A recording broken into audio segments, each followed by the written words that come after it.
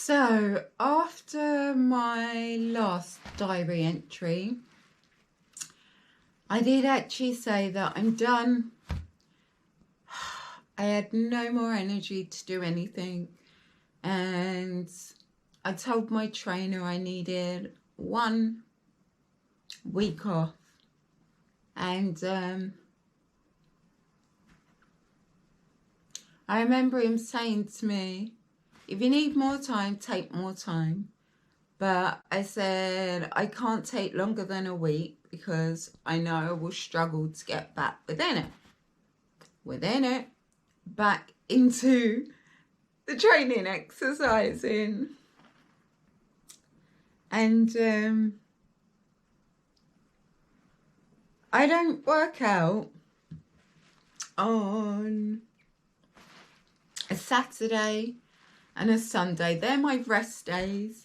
And on a Saturday, I like to have a cheat meal.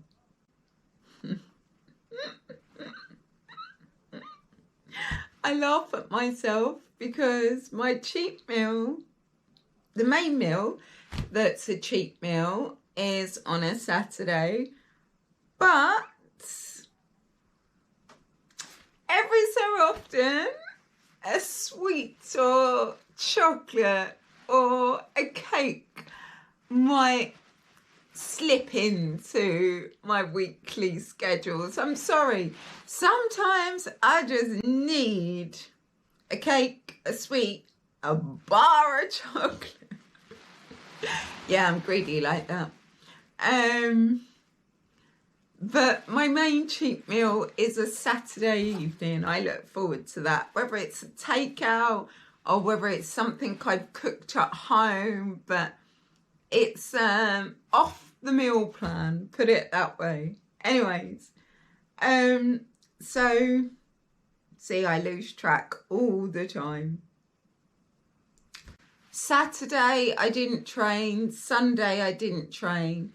So Monday is the official start of the week training, and I took the Monday off, I took the Tuesday off, and by the Wednesday I had itchy feet, literally itchy feet to do something.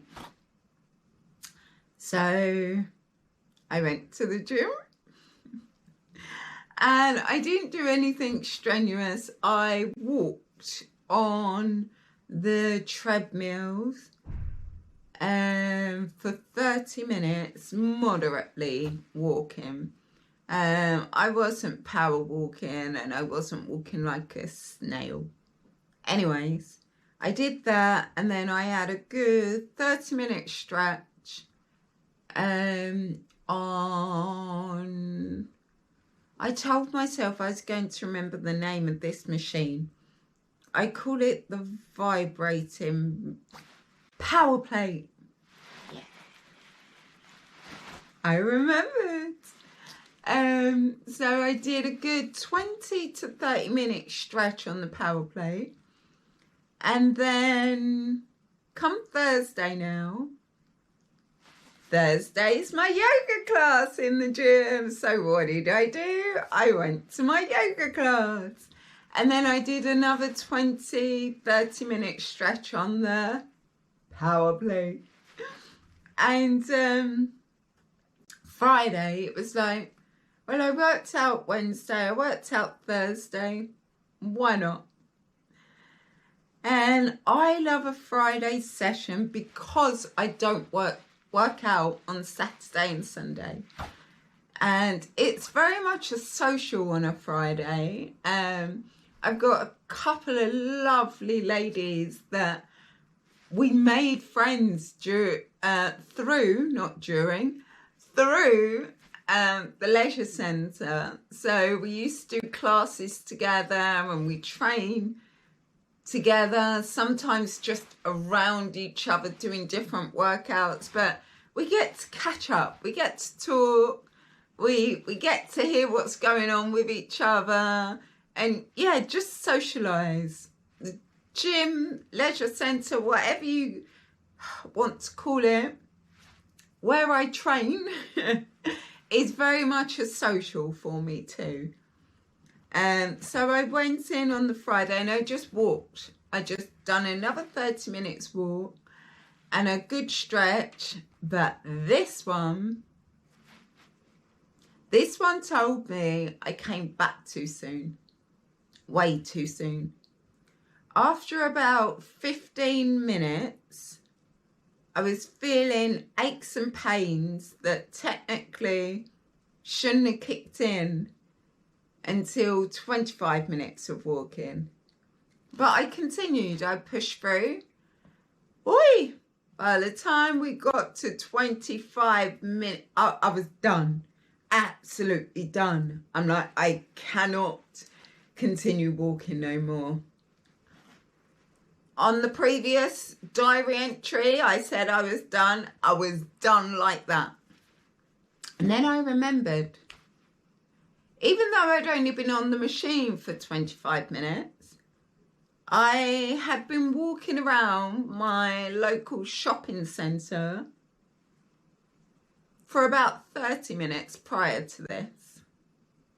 I had some things that I was on a tight schedule on that Friday that I had to be in and out of my house and the gym and back home by a certain time. So it made sense before go and get the stuff I need to do before I go to the gym and then come home. I won't be doing that again because that was nonsense. I'd done my workout before I even got into the leisure centre. Anyways, that was me realising that when I say something, stick to it, especially when my body's telling me something. Because right now we're about to go into colder times. Even though the cold has started already, my body knows it started already. We haven't even hit the temperatures that it will hit over the next month to 3 months.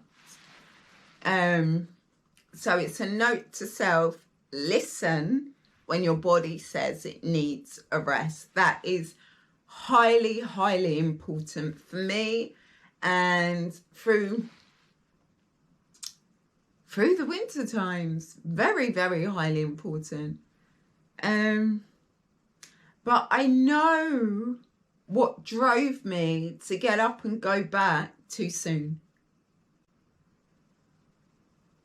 When I was younger, and I'm going to go back to go forward so you can understand. When I was younger, I was a big teen. I was a heavy girl, I was a big girl, I was a solid girl.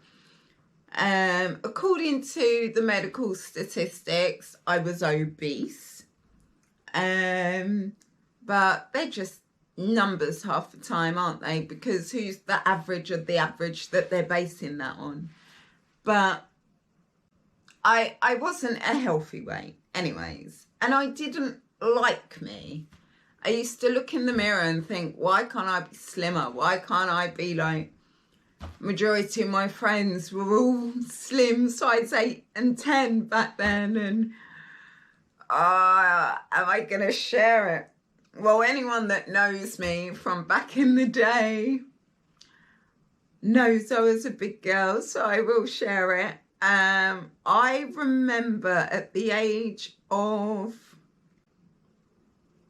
I think 13, if my memory serves me right, going into my safety shop. There was a store that clothes always fitted. Going in there and trying on my size and it didn't fit. And I remember my mum, I remember saying, why are you taking so long in the changing room? And I remember, I was so upset. Like, I am a highly emotional person. I can watch a sad movie, someone can tell me a sad story, and I will fill up. I'm highly emotional. I know this. But my safety size of 18 no longer fitted me, and I refused to buy a 20. I was 13. I was pushing at 14, but no. And I never forget, this is at the weekend, and on the Monday, me and my mother dearest signed up to a weight loss program, and ever since I've always fluctuated with weight. I'm normally on the heavier side of where I want to be, put it that way, but I gain weight, lose weight, doesn't stay lost for long, gain weight. Like, I have done this all through my teens, all through early 20s, because that's when things change. When I was diagnosed with multiple sclerosis, the medical professionals said to me, what kind of foods do I eat? And I'm laughing now, but it is actually disgusting. And I was like, I don't cook.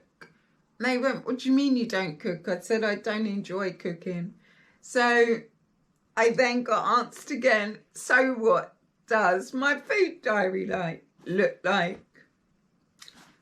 I would, from teen to early 20s, I would have breakfast. I would get it on the go from bakeries. It would be a savoury pastry. I struggle sometimes, apologies people. Savoury pastry, which I would wash down with a bottle of my favourite fizzy Diet Coke. And then I would probably have fast food for lunch, snack on chocolate, sweets, crisps, all unhealthy snacks, and probably fast food or my type of cooking, a ready meal that I put in the oven, or sachet, like packet sachet food that you add water to. Yeah, that was cooking for me. That's as far as it went. I laugh with disgust because that was disgusting. It really was. There is no nutritious foods in there. No water for hydration. No fruits or vegetables for fuel, energy, the nutrients, the minerals, the vitamin, none of that. I don't know. It's not like I didn't know you're meant to eat it, but in my head I was like, I don't like the taste of that. I prefer chocolate. Hi everyone, I'm Alana. I am a chocolate fanatic. When I get the taste for it, oh goodness. But back then, constant, every day, at least one, sometimes 2 chocolate bars, a bag of crisps, and sweet. Like, it was ridiculous. Anyways, I got told to clean up my food diary, whatever we want to call it. And I started cooking and eating and learning about nutritious foods and the benefits they have to your body, and learning about what the processed foods did to your body and what it didn't give to your body, and realizing from then that it made it so much easier to make the switch, to not be snacking on junk food all day, every day. And if I had fast food as one of my meals, I would at least try and introduce some sort of fruit. And hands up, very honest here. the fruits I introduced were the high sugars, but it was a journey that had to happen. And see, I ramble and I forgot the reason why I started telling this. My understanding of why I eat cleaner now to why I didn't back then. If I ate that diet, that food diary that I lived off, if I ate it now, whoo, if I have